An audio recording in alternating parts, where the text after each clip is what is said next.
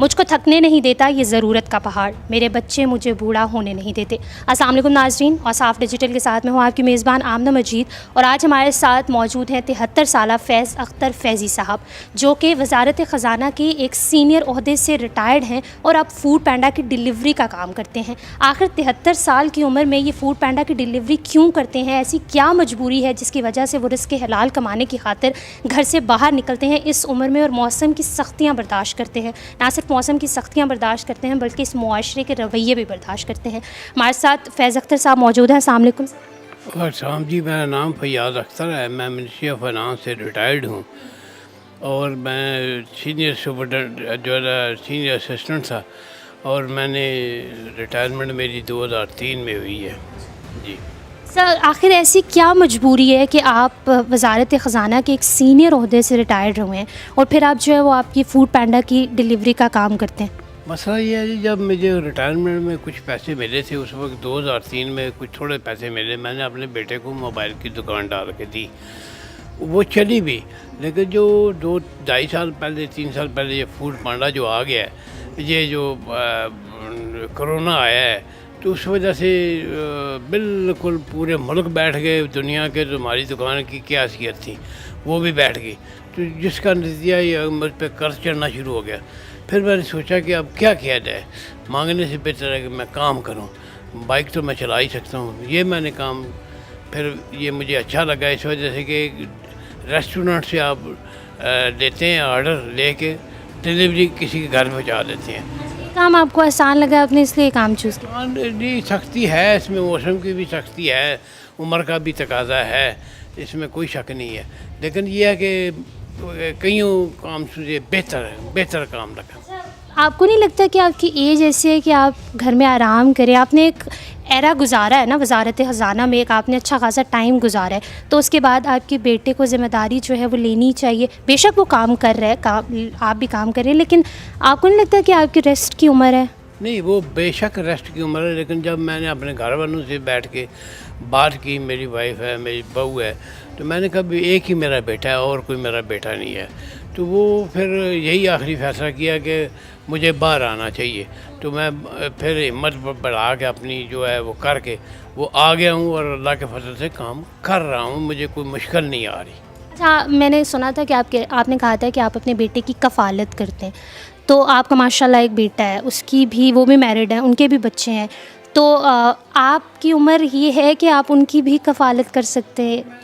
देखें जी, अब उम्र को अगर देखूं फिर तो घर बैठ जाऊंगा। बात यह है कि जब हालात को देखता हूं तो फिर हिम्मत बढ़ा के काम करता हूं। मैं कहता हूं जब तक मेरी जो हिम्मत है मुझे काम करना चाहिए। ठीक है, मैं अपने पोतों की कफ़ालत कर रहा हूं, इसमें कोई शक नहीं। लेकिन बात यह है कि कुछ वो लाता है, कुछ मैं कुछ थोड़ा बहुत ले आता हूँ। वो हैंड टू माउथ चल रहा है। जो मेरी पेंशन है वो किराए की नज़र हो जाती है। अच्छा, आप जाते हैं बाहर, लोगों को खाना डिलीवर करते हैं उनके घर में, तो लोगों का रिएक्शन कैसा होता है?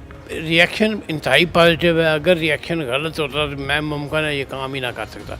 मेरे जो एज ए बिहेवियर है उनका है मुझसे बहुत ही अच्छा है, बहुत अच्छा है। तो जहाँ पे आप फूड पैंडा कंपनी में काम करते हैं, तो वो लोग जो है वो आपको फैसिलिटेट करते हैं?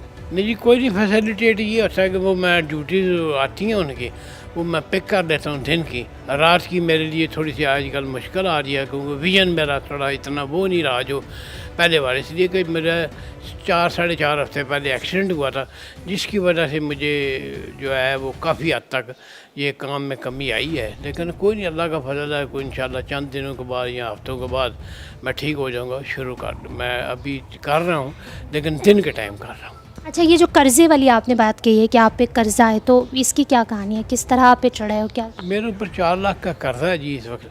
कुछ असल में 13 लाख का था, कुछ मेरे बहन भाइयों ने मदद की मेरी, कुछ मैंने खुद अपनी पेंशन से उतारा, हिम्मत की उतारा। लेकिन अब जब ये कोरोना का वार शुरू हुआ है उस वजह से मैं बैठ गया हूँ। ठीक है, लोग कर्ज मांगने वाले मांगते हैं, वो मुझसे कहते हैं। तो मेरी रिक्वेस्ट है, एक ये है कि सबसे मुखैर अदार से भी है कि मेरी इमदाद के साथ साथ मेरे घर का शेल्टर का अगर कोई बंदोबस्त हो जाए, जैसे अपना वो हैं इकबाल साहब हैं, सलमान इकबाल साहब हैं ARY के, उसके बाद मलिक रियाज साहब हैं, और ख़ुसूसी तौर पे मैं prime minister of Pakistan Imran Khan साहब से कहूँगा कि मुझे घर का मेरा बंदोबस्त कर दें, क्या ताकि मैं कुछ थोड़ी बहुत जो मेरी ज़िंदगी है, मुझे नहीं पता आज हूँ कल नहीं हूँ, तो मेरी जो पेंशन के मैं कम से कम उसके मुस्तफ़ीद हो सकूँ। अच्छा, आप ये चाहते हैं कि इमरान खान जो है वो एटलीस्ट कोई आपके घर का कुछ कर दे या कोई रोज़गार का? नहीं, रोज़गार नहीं जी, मुझे एटलीस्ट अब 73 ईयर्स ओल्ड हो गया हूँ, 73 अगले साल स्टेप कर दूँगा, तो वो day by day I am losing my energy. You definitely losing your energy.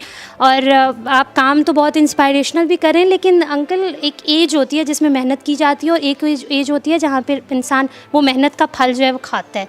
तो आप इस उम्र में आप मेहनत कर रहे हैं, और चलें आप कोई मैसेज ही दे दें यंगस्टर्स को अपनी तरफ से। मेरी यंगस्टर से यही मेहनत है कि डोंट लूज़ योर हार्ट, काम करना चाहिए, काम में ही अज़मत है। अल्लाह पाक काम करेंगे तो अल्लाह पाक आपके हालात भी ठीक करेगा। जैसे मैं चल रहा हूँ, मेरे कुछ हालात ठीक हुए, कुछ गड़बड़ हो गई कोरोना की वजह से, अब पूरे मुल्क बैठ गए, तो दुकान की क्या हैसियत है।